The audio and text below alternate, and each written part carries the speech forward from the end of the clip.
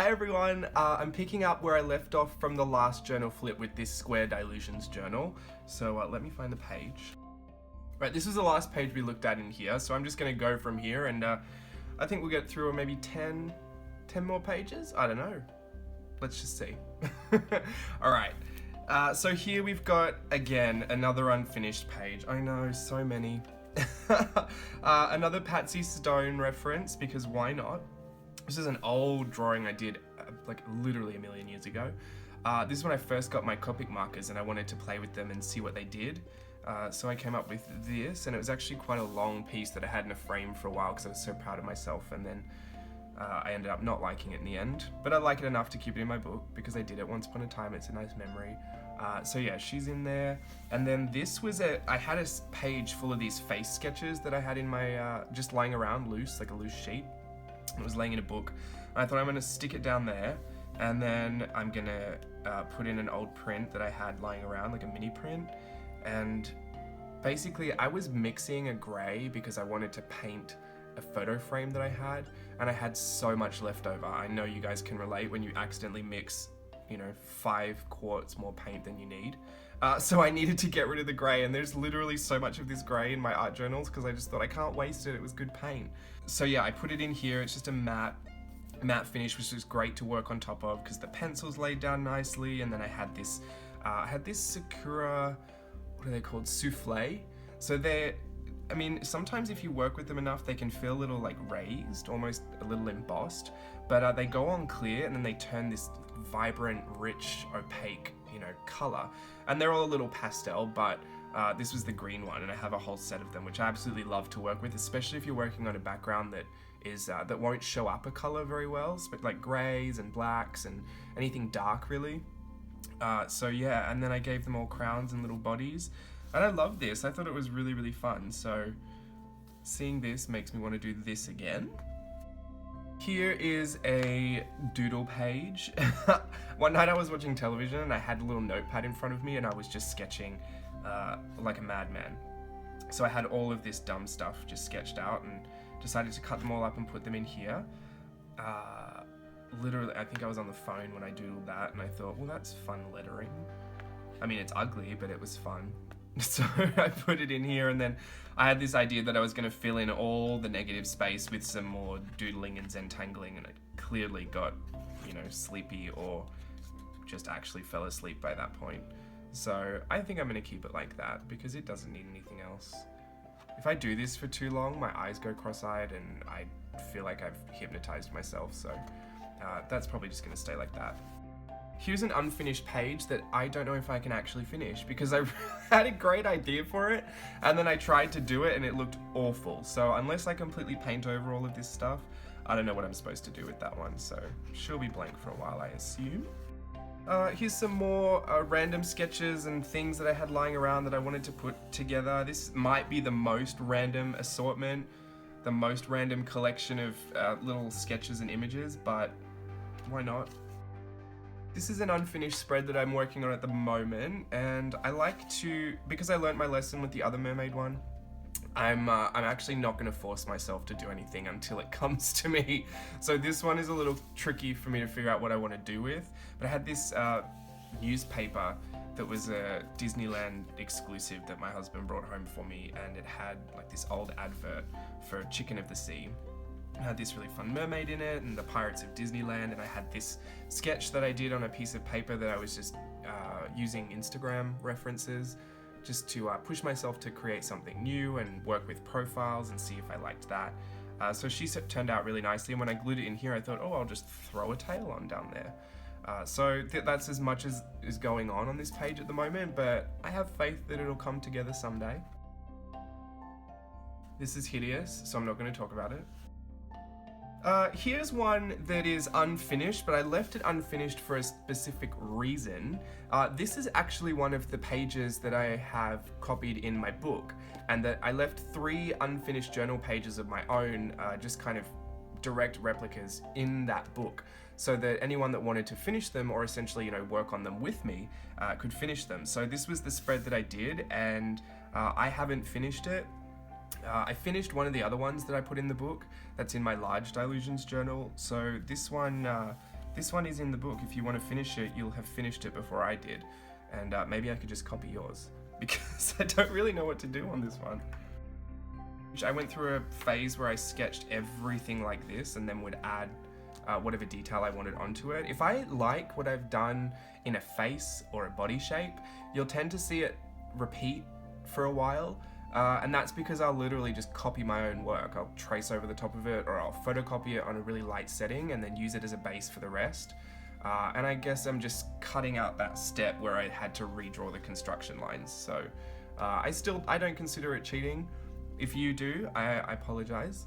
But I just find it's a really great way. I mean, if you're happy with something you did, why not just keep doing it? Why not take advantage of, you know, a face that you really like that you drew? You know, there's nothing wrong with photocopying it and using it 45 more times. I'm giving you permission. If you like something you've done, keep doing it. Keep reusing it as much as you can, beat it to death, and then find something new that you like.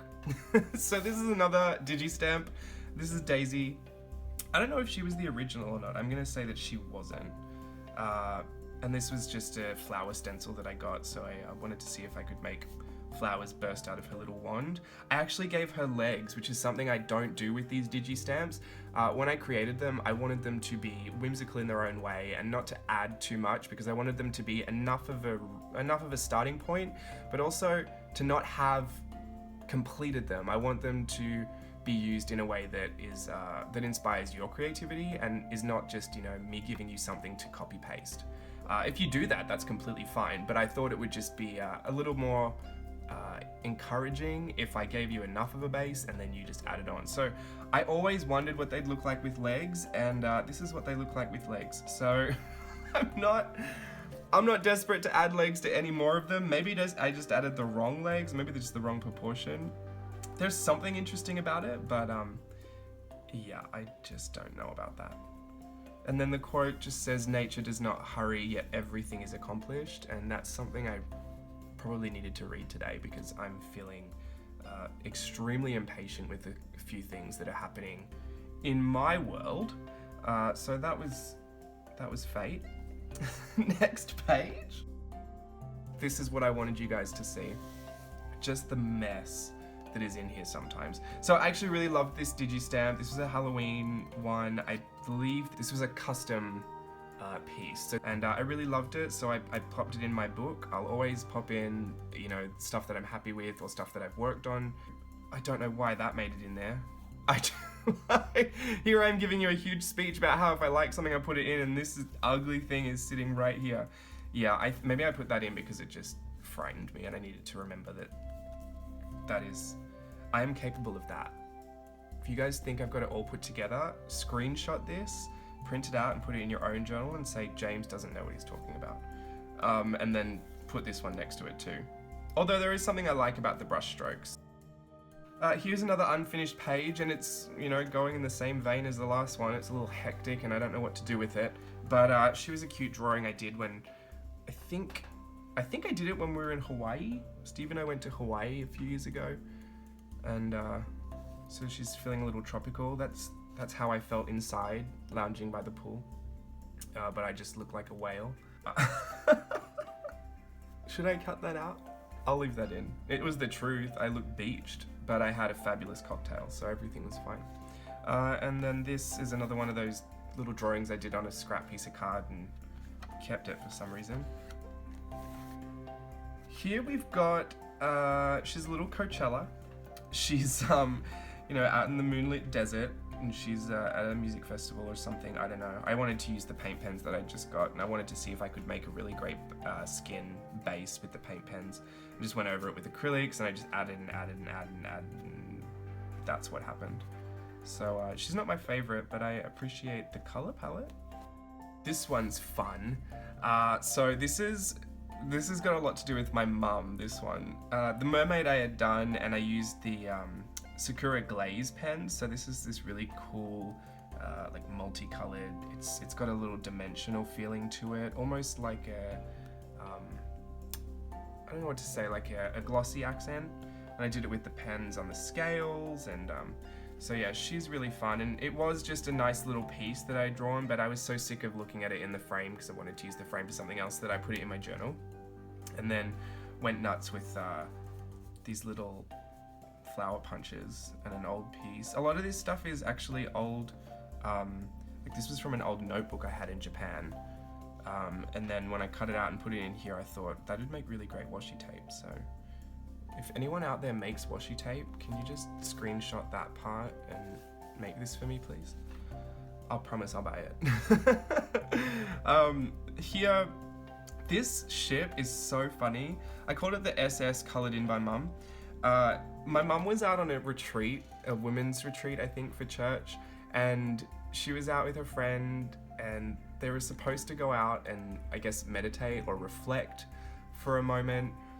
And they had all these worksheets that they were doing, and this was an image on there, and they had pencils. I guess they were getting them back to basics and writing their feelings out, but my mum is, she's way too ADD for that. So she ended up just colouring this in and going for a wander and coming back. So when she came back from the retreat, she had all of these funny things to show me that were essentially just colouring in pages, and she had none of the actual work that she was supposed to do. So I thought that was funny, and I wanted to put it in here because that just reminds me how funny my mum is. I would do the same thing.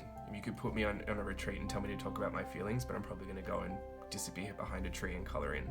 So that was really funny, and that's why that's in there. And here I've got a really little sticker that I had from a sticker pack that I had printed a couple years ago when I was working on the ship, and I wanted to have all the family photos around me, and in every way possible, because I wanted to put them in my journals, in my planners, in my diaries, on the walls. I wanted to put them everywhere, so I had these little stickers printed, and there's just photos of my mum and me when I was younger. Here I was doing, I think, border practice. I was going through a phase where I had to border every page, and it got a little overwhelming because I kept doing the same thing. I keep doing this stitching, and I still do it to this day. But yeah, I was just practicing little borders and taking them from one face to another face and seeing what I liked. And in the end, I actually just really liked the page, so I didn't end up using any of these borders again, but it's a fun page. This is the first time I used the Doodle Squad Digi stamps that are actually the cover of my book. That's the same image file as the Digi stamp Doodle Squad. And there's some faces in there that I really love, and there are some faces in there that I think are so hideous. But that's what I like about it, because it's just, they all came from my hand, and I like to see how varied they are. I like to see the different types of feelings that are in there. I like to see how ugly some are, and I think it's a great cross-section of what I'm capable of. So that's why I really like to use those over and over again. Here is, I guess it's a little Disney inspired. This, just like random Disney accents. These little collage elements at the back are from a cruise compass, like the itinerary on the Disney cruise line that I had lying around. This is actually a mock-up of the thank you cards that we had made for our wedding. I say we had made. Steve commissioned me to make them for free $99. So they turned out really nice. They're like an old postcard, an old airmail postcard, and we've got the little stamps there are two of our shots from the wedding. The background here is actually a photo that Steve took of Italy, and we just watermarked that into the background, and then this is one of our favorite photos from the day that we actually have blown up into a massive size that hangs above the bed. So that's really fun. I'm happy that I have one of those, because I think the rest we'd sent away. And not really an exciting page to leave it on, but I'm going to say it anyway. This is when I was doing these like little Japanese doodle monsters, I guess. And it says kawaii, which is Japanese for cute. And if you ever go to Japan, you'll hear it everywhere you go, 24/7, until you leave, and you'll come back saying it for everything. So this was, I had done it on a big piece of craft paper, and I had it up for a while in a little frame, but I wanted to use that frame for something else. So usually when I replace an image in the frame, what was in there will end up in my journal, just so I don't lose it. But yeah, I don't know if I'm actually going to do anything with that page. just because I like how simple it is and it's very clean. I just did it with Copic marker and a Pit pen, and then went in with, I think this was the Prismacolor markers, which are, they have a fine bullet nib, which is easier for me to control when I'm doing smaller things. The Copic markers are great and I love them, but you've either got a chisel tip or a brush tip, and if you really want to get into small, fine areas, it can be a little tricky. For me anyway, I just rather the bullet nib for that. So yeah, that's the end of that book. There's nothing left. So there are a few pages, I mean, I can still create in here, and some things still need to be finished. Like here I'm just, oh no, these are stuck on. I was playing with the Jane Davenport face stamps as soon as I got them and seeing if I could use certain inks and what was water soluble, but these were when I took the lid, the little caps off the acrylic paints, they've stuck into my journal. Oh well, that'll be a good memory. I'm gonna do a quick flip through the entire thing, and then I'll leave it at that. So thanks for watching, everyone. Let me know if you enjoyed the journal flips, and I'll get another one out and show you soon. All right, bye.